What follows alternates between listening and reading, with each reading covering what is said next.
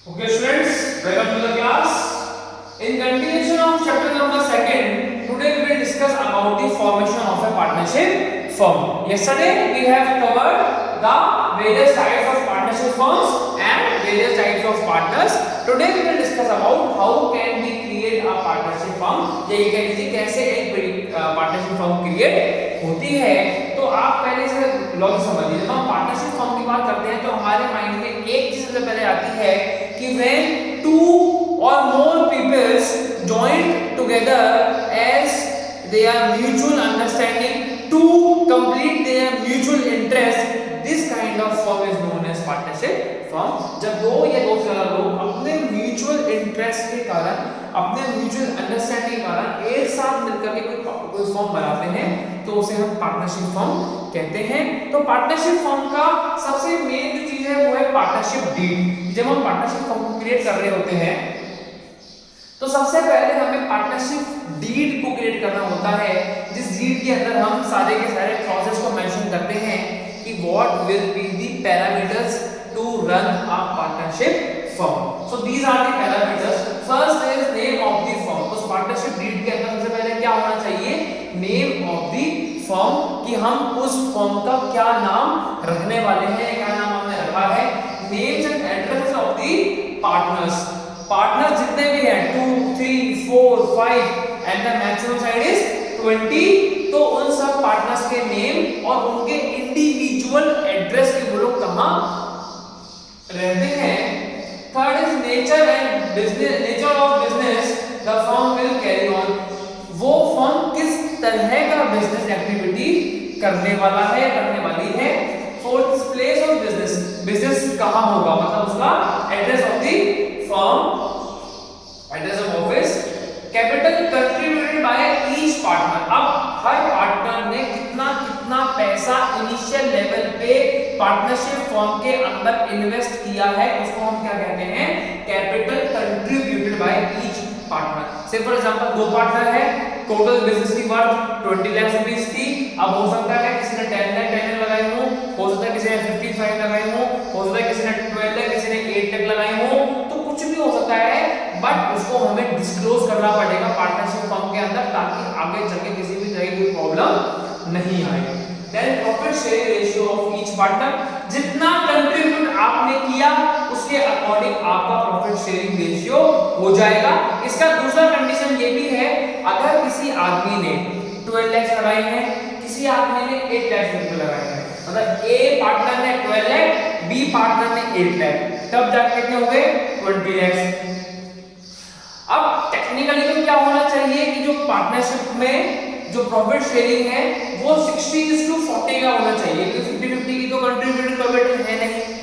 लेकिन 50-50 पार्टनर जो रेशियो है प्रॉफिट का, वो कब डिवाइड हो सकता है कि ए पार्टनर ये बोले कि मैंने ज्यादा पैसा लगाया है लेकिन मैं इस बिजनेस को संभालूंगा नहीं, मैं इस बिजनेस में आऊंगा नहीं, डेली संभालना मुझे ही है, सारे डील तू ही करेगा, बिजनेस में प्रॉफिट भी तू ही बुक करेगा. तो हम 50-50 प्रॉफिट में रेशियो में आ जाएंगे. मतलब वो कुछ काम नहीं कर रहा है, वो सिर्फ पैसा इन्वेस्ट करके बैठा है. उसने जिसने कम प्रॉफिट, जिसने पैसा कम लगाया है, कैपिटल कम कंट्रीब्यूट किया है, ए पार्टनर ने उसको सारे के सारे रिस्पांसिबिलिटीज दे दी कि बिजनेस को रन आप करोगे और हम प्रॉफिट को हाफ डिवाइड कर लेंगे. तो ये दूसरा क्लॉज है इसका प्रॉफिट शेयरिंग का. Next is the rights and duties of the partners for management of the business.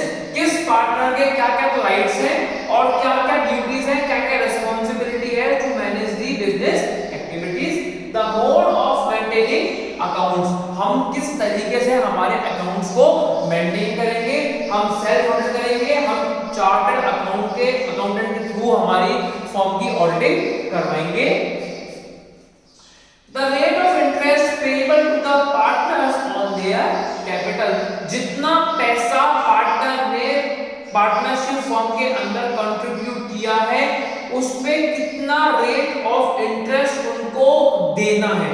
मतलब कि जो पैसा पार्टनर ने बिजनेस को एक तरीके से लोन के रूप में दिया है, तो उस पे उनको कितनी उनकी रेट ऑफ इंटरेस्ट मिलेगी, तो उसको भी हमें पहले से डिस्क्लोज करना पड़ेगा. The rate of interest payable to the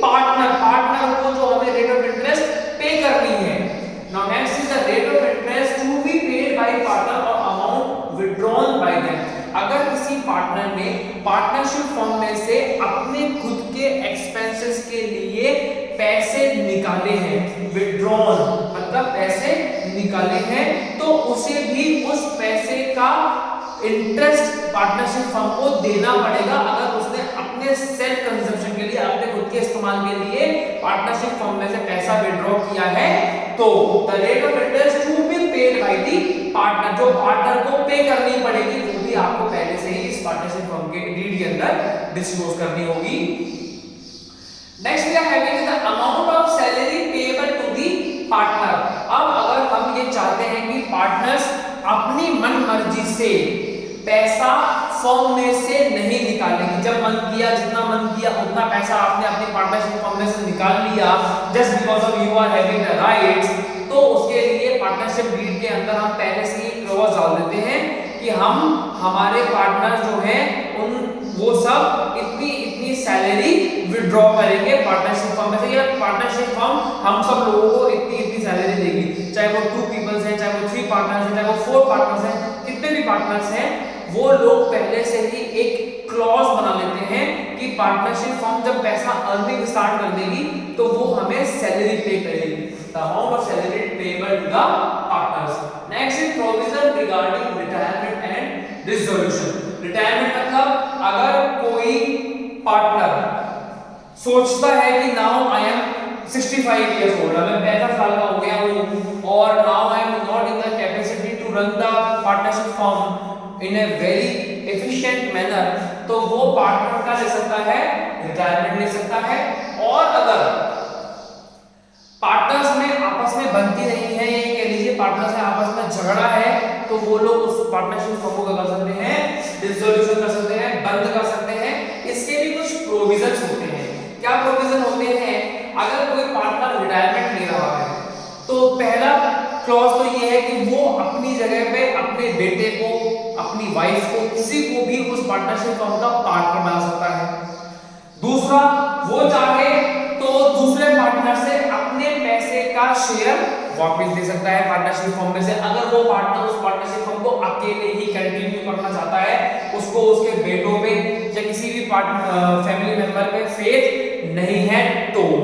दूसरा, डिसोल्यूशन, अगर वो लोग कंपनी को बंद कर रहे हैं तो उस समय क्या होगा, मतलब एक ही अगर आदमी चाहता है कंपनी बंद की जाए या दोनों लोग चाहते हैं कंपनी बंद की जाए, अगर एक आदमी चाहता है कंपनी बंद की जाए तो दूसरा आदमी ये बोल सकता है कि तूने जितना पैसा अपना कंपनी में लगाया था, capital contributed by the each partner, उस पैसे की वैल्यू का आज हमारे बिजनेस का जो शेयर बनता है वो आप लो और जाओ। पहला तो डिसोल्यूशन ये हो गया। दूसरा, अगर दोनों ही लोग ये चाहते हैं कि अब हम कंपनी बंद कर देते हैं तो उस कंपनी को बेचने के बाद, उसकी सारी की सारी एसेट्स को बेचने के बाद जो पैसा कंपनी में आएगा उसको वो उसी प्रोपोर्शनेट में डिवाइड करेंगे जिस प्रोपोर्शनेट में उन लोगों ने अपने कैपिटल को बिजनेस में कंट्रीब्यूट किया था। जिस आदमी ने पैसा ज्यादा लगाया था उस आदमी को बड़ा ऑब्वियसली बात है जब कंपनी की एसेट्स सब बिक रही होंगी तो पैसा ज्यादा ही मिलेगा। जिस आदमी ने पैसा कम लगाया था उस आदमी को पैसा कम मिलेगा। Next we are having methods of solving disputes. अगर कोई डिस्प्यूट हमारी कंपनी में हो भी जाता है पार्टनर्स के बीच में तो वो किस मेथड से सॉल्व होगा उसको भी हम पहले से ही पार्टनरशिप डीड में लिख लेते हैं। Next and last is whether interest is payable on the loan provided by partners etcetera. क्या हम जो पार्टनर ने लोन पार्टनरशिप फर्म को दिया है उस पे हमें इंटरेस्ट पे करना है या नहीं, इस क्लॉज को भी हम पहले ही पार्टनरशिप फर्म डीड के अंदर लिखवा लेते हैं।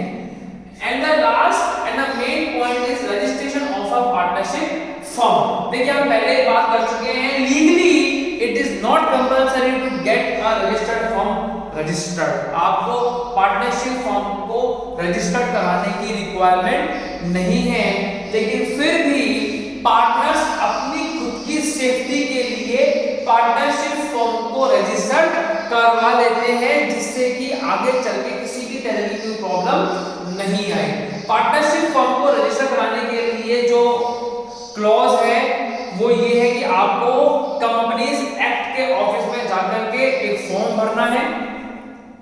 उस फॉर्म पे आपको कंपनी का नाम लिखना है, उसका पूरा एड्रेस लिखना है, उसके जो इंट्रोडक्टरी लेवल पे पार्टनर्स हैं उन लोगों का नाम एड्रेस लिखना है और आपकी पार्टनरशिप डीड के क्या क्या क्लॉजेज है उन सबको आपको डिस्क्लोज करना है और उसके वेरिफिकेशन के बाद कंपनीज एक्ट रजिस्टर आपको पार्टनरशिप फर्म को रजिस्टर करके उसको सर्टिफिकेट इशू कर देता है।